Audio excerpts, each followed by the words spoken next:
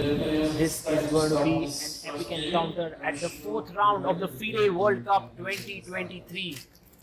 And we are ready to go. Vincent, with the white pieces, opens the game with one d4. And Magnus, as is usual with him, writes down his score sheet. He doesn't worry about the time ticking down on his clock. But his opponent is not an easy one that he's facing. Vincent is an amazing player.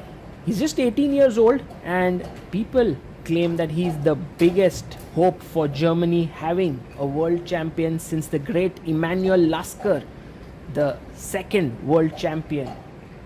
And Vincent today is facing the strongest player on the planet, Magnus Carlsen. It's a two-game mini match between them, and Magnus with the black pieces would be looking to give his best, but a draw would not be such a bad result.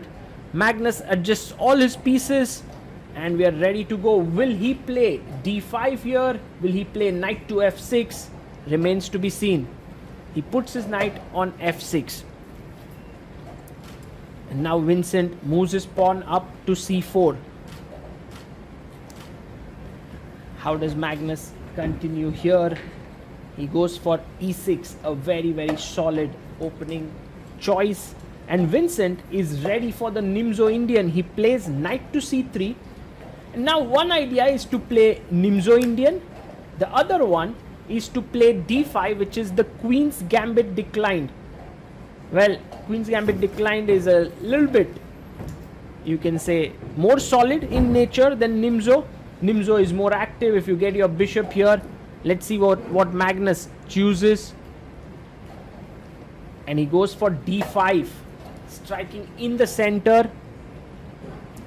And Vincent goes for c takes d5, the exchange variation of the Queen's Gambit decline. It also leads to the Carlsbad structure. This structure with 2 pawns here and 5 pawns in a clump, and also 4 here for black and 3 is known as the Carlsbad structure. Bishop comes to g5 and pins the knight. Now the threat is to take the knight, queen takes, and pick up the pawn on d5. Magnus plays bishop b4, and suddenly from the Queen's Gambit decline territory, we are in the Ragozin territory. So bishop d4 played by Magnus, and now Vincent plays the very solid move e3. White has a very strong center. Magnus has piece activity. He plays h6, and right now White can take the knight. He can move his bishop back, or he can also play his bishop back to f4. Vincent decides to play his bishop back to f4. And now there are again many options. One of them is to strike in the center with c5, but Magnus plays bishop to f5. And generally when you can get your bishop here, White has these plans of queen d3, but here knight c6 is what Magnus intends. So Vincent goes for a very simple move, bishop d3, offering a trade of the bishops. Magnus simply chops it off. He's like, this is fine for me completely. I have no problems. That was not my great bishop because my central pawn is on the light squares. You know, I'm going to play c6. So this is my good bishop here. So I'm happy to exchange the other bishop. He plays c6 and now bolsters his pawn chain. If we take stock out of the opening, it seems like Magnus has equalized here, although we are still moving on. Knight e2 played by Vincent, and he's placed his knight on this square, not on f3, and Magnus instantly goes knight h5, attacking the bishop. You may want to just drop your bishop back to g3, or you may want to take this knight. That's one option. There's also a possibility of playing bishop to e5 and placing the bishop on that square. f6 is impossible because of queen g6 check. So Vincent does go bishop e5. Magnus has been moving pretty quickly out of the opening. He has 1 hour 27 minutes. Vincent has 1 hour 16 minutes. Knight on d7 attacks the bishop on e5. And now what do you do? Actually, that piece is maybe not even hanging. Black is not even threatening, because once white takes d takes e5, this knight is kind of trapped. So h3, interesting move. Now imagine if you took here Then d takes e5. My threat is g4 to trap the knight. You may have to go move like g6, and it already feels very weakening, this entire thing. So Magnus does not take. He goes first back with his knight, and now he's really threatening to take, because after d takes e5, he can move his knight back to d7. Vincent goes back to h2, and Magnus castles it out. He is okay with this. He castles, and now what does Vincent do? Will he also castle? He plays a3 and tells Magnus to decide. If he takes on c3, this would definitely be a small edge to white. So Magnus keeps the bishop. He plays bishop a5. And maybe he hopes to trade off the bishop with bishop c7 perhaps. Vincent castles here. And some of the very useful moves for black are rook e8, queen e7, and so on. So rook e8 played by Magnus. And now Vincent plays his rook to c1. He wants to perhaps go for a minority attack with b4, b5, which could be a very good idea. Magnus plays his queen to e7. Very interesting decision here. Now, can Vincent play b4? Because earlier, bishop c1, c7 was possible, but now the queen has moved to e7, so the bishop can be taken. Also, if you go b4 and bishop goes to b6, then Vincent might want to go knight a4, putting pressure on b6 and c5 squares. So all in all, that seems like a interesting way to continue in the position, and Vincent has one idea on that front. Also, the other idea is to play rook e1, eventually try for the f3, e4 break, but he goes for b4, which feels like the right way to continue in this position. And now, what does Magnus do here? He goes bishop d8. So he places his bishop on the d8 square. And now if you play b5, Magnus's one of the idea was that he could snatch this pawn. That was the plan. So knight g3 played by Vincent, and his point is that my knight is coming on the very good f5 square, and if you were to play g6, that weakens your king side a bit. Magnus very alert to every single possibility, plays his bishop to c7, and if you go knight f5 attacking the queen, he will first take on h2 with a check, and that's the reason why bishop c7 is a nice move. Knight f5 anyway, Vincent plays it. Magnus first takes on h2, gives a check. Vincent picks up that bishop, and now where will the queen go? The queen could go back to d8, but it's little passive because then white will play f3 and e4. The queen could go to e6, and that seems more logical. The queen is well placed here, so the queen comes up to e6. Right now the position is very equal, even as we say, and here Vincent brings back his knight. So Magnus has won the sort of opening battle with the black pieces, but now starts the new challenge. How do you actually create play with the black pieces? One plan can be to get your knight from b6 to c4, but first Magnus goes queen d6, and he pins the knight here, and maybe he's aiming at h5, h4 in the air. And look at the time on the clock. Magnus has close to 50-minute lead there, and he goes king g1. And now maybe knight b6, knight c4 does seem like a good plan, but in fact Magnus plays a5. He plays on the queen side. And now Vincent again pushing the pawn would mean he would lose the a3 pawn, so he goes queen b1. And a very typical idea in this position is to go b5. This is very common. Yes, you weaken the c6 pawn, but very quickly you're getting your knight here and your knight to c4. So that does feel like a good idea for Magnus to push his pawn to b5. What is Magnus going to play? He goes knight to b6, and this is a very interesting move, because if you take here, now notice the knight is hanging and so is the pawn, so you can't recapture, you have to go knight c4, and Vincent has he's taken that pawn. Magnus has to go knight c4. Now if you take this pawn on b7, then rook e b8 traps the queen. There's no way for the queen to go, so knight c4 is a must here. Yes, Magnus plays his knight to c4, and also notice there is a fork coming in. So Vincent was ready with his move. He plays queen to b4, and he says to Magnus, you can't take on a3 because your queen would hang, and if you take here, then a b4, my position is way better. But Magnus takes the pawn on a5. Now the knight here defends this and this, so it seems like this knight is slightly over worked for the time being, and Vincent goes for a small little tactic with knight takes d5. But this is not a big surprise for Magnus, he's already seen it. He takes back with the knight, and now Vincent takes queen takes c4, but the a3 pawn is hanging.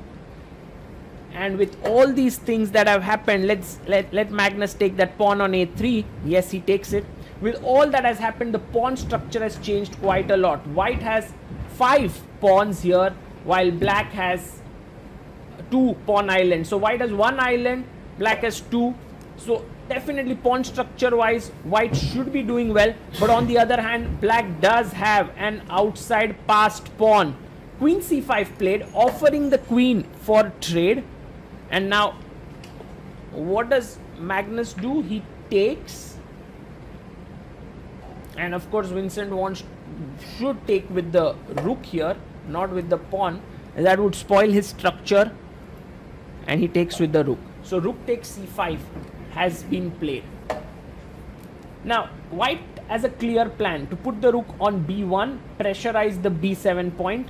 But what is Magnus's plan? He goes rook a8, and he tells Vincent that the moment you start putting pressure on the b7 pawn, I'm coming rook a1. But first Vincent goes knight f5. Now this is a pesky knight here, it can't be kicked away because the h6 pawn is hanging, but the knight is also ready to jump to d6 to put pressure on the b7 point. Well, Magnus firstly plays h5, a useful move to make, because later on g6 would mean that the h6 pawn is not hanging. So good decision there by Magnus to push h5, and Vincent gains some space on the king side as well. He goes g4. The time situation is Vincent has 9 minutes 50 seconds, Magnus has 53 minutes. We are on move number 31 right now, so 9 more moves to go before move 40. H takes g4 played. Now do you kick the knight away with g6? But then there's knight b6. So Magnus plays rook a2, and he is trying for his own counterplay. Let's imagine he can get rook b2, and the other rook comes to a2. That would be something, that would mean that he has a lot of active possibilities here. So Vincent first stops rook b2 and also starts his own play with rook b1 on the b7 pawn, and Magnus says, I want to exchange the rooks here. So he plays rook a1, take, Vincent takes it, and now rook takes, check, you have to move your king up, king g2 played. Now one idea is to play king f8 and get your king here. Still g6 is perhaps possible, if you go here, you might want to play rook b1, but then there is rook a5 and the rook is entering via this side, so you don't want to do this. So he played the move king f8, and now comes the move g5. He gains further space on the king side, and he is angling to sort of put pressure on these pawns. I think it's a good time to actually push the pawn to g6 now for Magnus. He's trying to move the knight, but that could be a mistake. Oh, maybe he wants to go knight e7 to trade the knights. No, he plays knight c7, and this is a big mistake. Look at Vincent's expressions carefully. He looks at the position very with deep concentration, and he looks at Magnus and then looks at a distance and then again sits back in his chair. and then comes in. He knows that knight d6 is now very strong because it attacks b7 and also the f7 point with rook f5 coming. It's actually a very powerful move. So Vincent, after having a good look at his opponent, plays the move knight d6. Very powerful. Now, if you look at Magnus, he's not yet understood that his last move was a blunder. If you look at him, he's still pretty cool, calm, composed, and he's looking at what should he play as his next move here. His idea was this move rook b1, and if he plays it, he does defend b7, but what about rook to f5? Putting pressure here, he can't defend. And look, he even moves his hand to the rook and then stops and then suddenly notices, oh my god, rook f5 is coming. What am I going to do if I play rook b1? And now Magnus's expressions completely change at this point. He starts looking there. He's realized he's gone wrong and now tries to focus hard, shaking his head there. This is what happens when chess players, even to the best of the best in the business, the position was equal, but a lapse in concentration and suddenly you are in trouble. And look at Vincent, his confidence keeps rising. Magnus can't believe what he has just done. From a completely fine position, just one move has shifted everything in his opponent's favor. He's trying his best to see what is the way in which he can create maximum play. Knight e6 was one of his ideas why he wanted to play his knight to c7, but now after rook f5 or even rook e5, which is a very powerful move because now b7 is hanging, and if you try to defend it, there's already this amazing move g6 just hacking at the structure and the knight is hanging. Magnus is sitting there with his head in his hands. He just doesn't know what to do. Now he's just sort of, it's a nightmare for a strong player, because from a completely fine position, when you land into this situation, you just don't want to play. And there you have it. Magnus says, I don't want to play this position anymore. That's the kind of expression. But chess makes you take up sort of responsibility for your decision, and Magnus has to make his next move. He has to play something. He has still 37 minutes on the clock. Vincent has 6 minutes. We are just 3 moves away from reaching move 40. I guess either you want to defend b7, but then this is hanging on f7, or you want to stop rook f5, you want to play the move g6.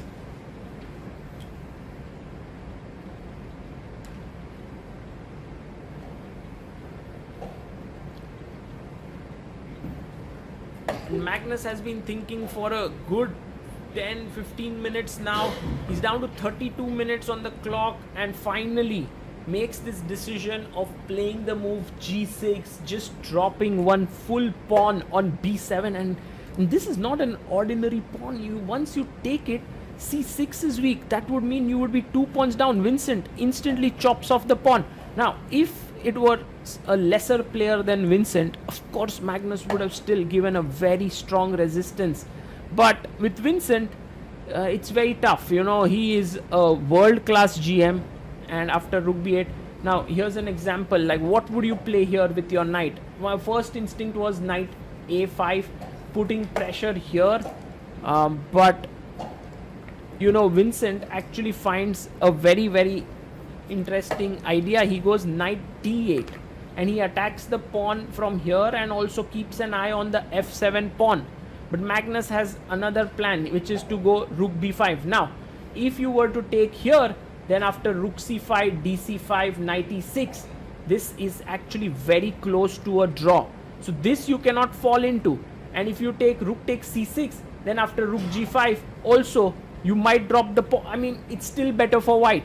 The best move here, and a very, very difficult move, and Vincent only has 20 seconds to play this is the 40th move, is to take, and after pawn takes, to go knight c6 and stop the pawn. Then you have 4 pawns versus 2, and Vincent actually finds it. He plays this move, c takes b5 played. It is the 41st move. Now Magnus will get more than an hour, like he's on 33, so he'll have 1 hour 3 minutes.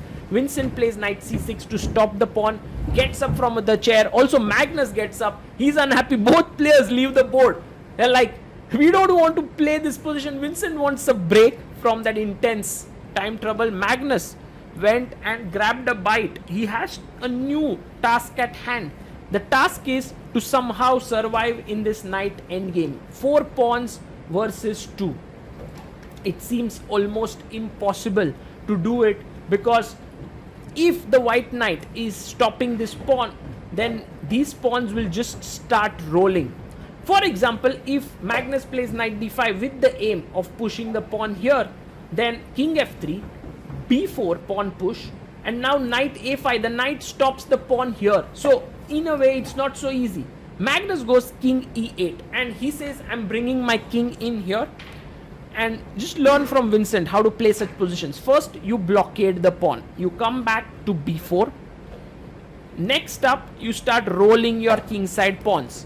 So Magnus now has to decide what his move is,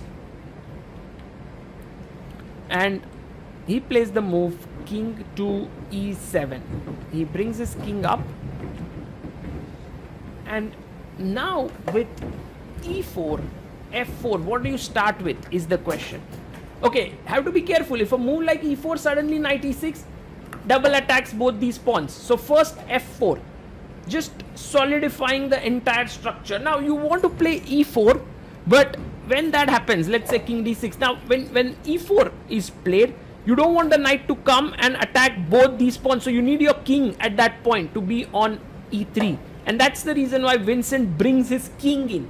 He's bringing all his pieces, and notice how the knight covers this square, pawn covers this square. If Magnus were to play knight d5, then after takes king e2, this is a winning king pawn endgame, because the white king stops these pawns and black king can't do much here. So Magnus goes knight e6, he places his knight on a decent square, and Vincent brings his king to e2.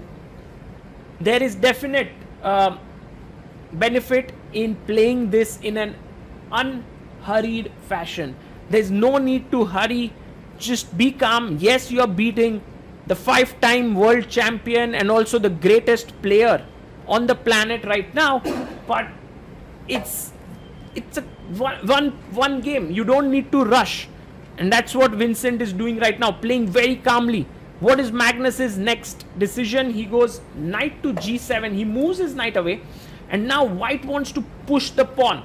I think that would be a good idea, because once the knight comes back, then we can play king e3 to defend both the pawns. So pawn up to e4, fantastic move played by white. And now Magnus Carlsen goes knight to h5, attacking the pawn on f4. What does Vincent do now? Maybe just king e3 is fine. You can also go king f3, and he goes king f3. There are still some subtle pitfalls to navigate here for white, but the only thing that could lead to him not winning this is if he hurries.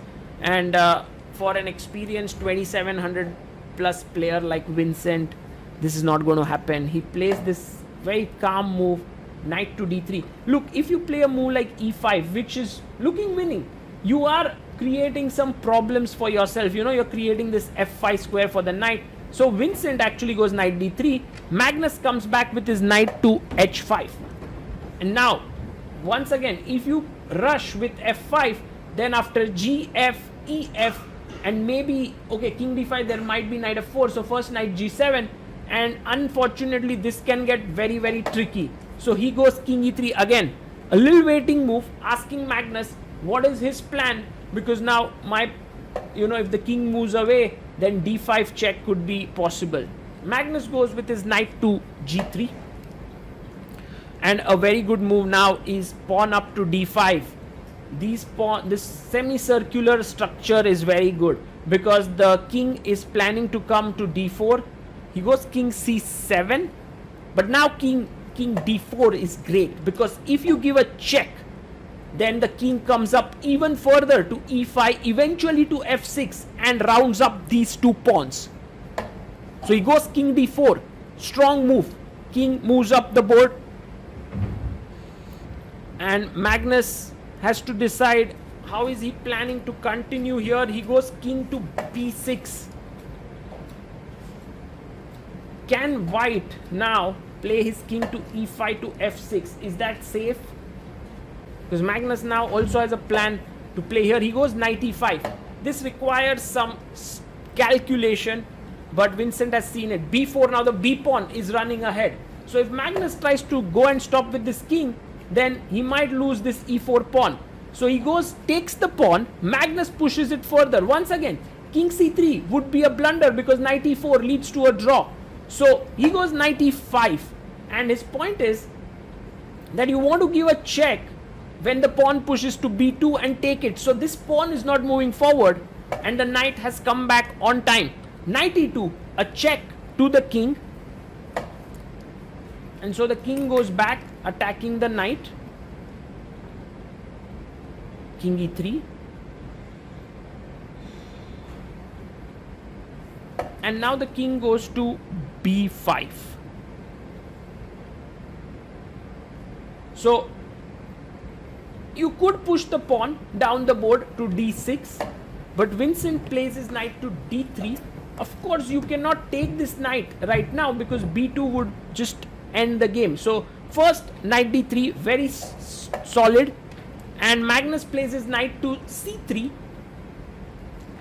and at this point d6 seems to be the right choice because you're pushing forward. Yes, he pushes his pawn ahead, and if Magnus goes king c6, you can play e5, and if you try knight a4 to push your pawn, then already a very good idea is f5, g takes f5 and g6, and this pawn is queening down the board. So Magnus does go king c6, and I believe Vincent is going to find the move e5 here. Magnus just goes and checks Hikaru's position in the background. e5 played, and next the threat is very powerful. f5 is coming in, and so at this point Magnus has to think what to do. There's nothing much. Vincent has 2 minutes, Magnus has 43 minutes, 44 minutes, and with all this time his position is completely lost. You can see Magnus giving a final look at the board and resigns. He acknowledges Vincent's good play. Magnus did blunder big time in this game, but Vincent played all the fantastic moves after it and simply converted this into a win. The 18-year-old boy has beaten Magnus Carlsen. Will he be able to win the match? Not so sure, and Magnus placing the pieces back. He is upset with himself, but he's still very calm because he's not out of the tournament. He now has to win with the white pieces in the second game to enforce the tie breaks. We'll see if that happens or not, but for now, a very, very big day in the life of Vincent Keymer.